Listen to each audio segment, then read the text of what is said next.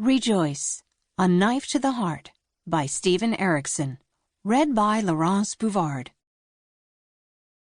City of Victoria, British Columbia, Canada.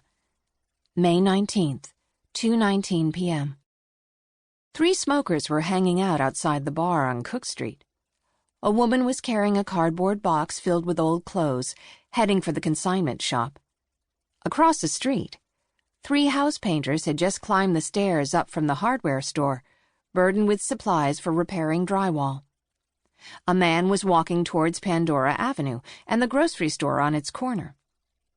The street itself was crowded with traffic, congested despite the suicide turn lane running down the center.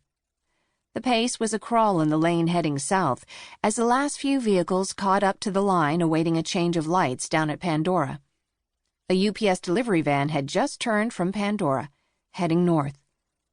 In total, 11 cameras caught the event, as stills and video. There was an exceptional amount of concurrence among the witnesses when later questioned by journalists and police officers. The event had already gone viral when the official inquiry began. A middle-aged woman had been walking down Cook, on the same side as the consignment store and the bar. She had been well-dressed, her stride assured, her hands in the pockets of her charcoal-gray mid-length coat, and her fiery red hair long enough to lift in the wind coming up from the south, but not so long as to fantail out behind her. Her face, as the nearest witnesses recalled, was curiously memorable. High cheekbones, flat cheeks, a wide jaw, a face that hadn't seen much sun. There'd been some clouds overhead, scudding in from the Souk Hills to the west, so at first, no one had paid much attention to the shadow settling across the street.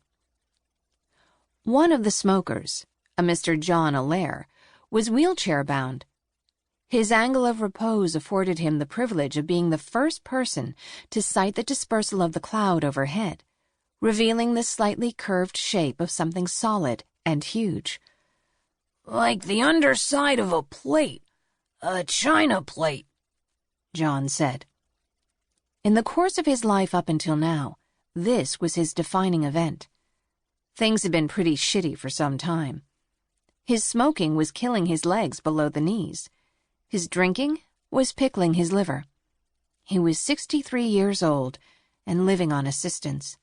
He never won the lottery.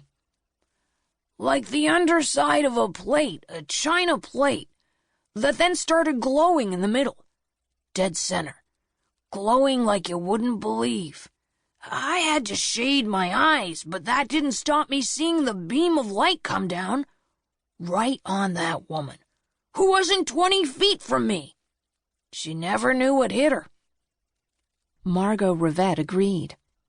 "She was just walking, and then the light swallowed her up, and then the light was gone, and so was she. I was bringing old clothes in, and an old pair of high heels. Can't believe I bought those. Not meant for human feet. I must have lost my mind. But consignment, right? There's always the chance. People will buy anything." "The light hit," said Rick Schultz. "We were just out from the store, me and Jack and Natty, carrying shit to the back of the truck. The fucking light stabbed down from that fucking UFO and bam! The woman was gone. Then the ship just folded up and vanished." "Holy fuck, yeah," added Jack. "She was like incinerated." "Folded up and vanished," Rick repeated. "Damn thing didn't even fly away." Who was she? No one knew. They would have to await reports of someone gone unexpectedly missing. It might take a day or two, and if the woman lived alone, maybe a lot longer. None of the video or still shots caught much of her face. Too bad about that, but then not surprising. Everyone was filming the UFO. Dr. Hamish Drake worked too hard. People who knew him agreed on that, especially his wife. For the past 5 years, Hamish had been one of only 3 general practitioners in Greater Victoria who was accepting new patients. It was something of a crisis. He was between patients that afternoon, stealing a few minutes trying to work his way into a stack of test results appended to patient files, when his receptionist, Noorjahan Aziz, entered his office.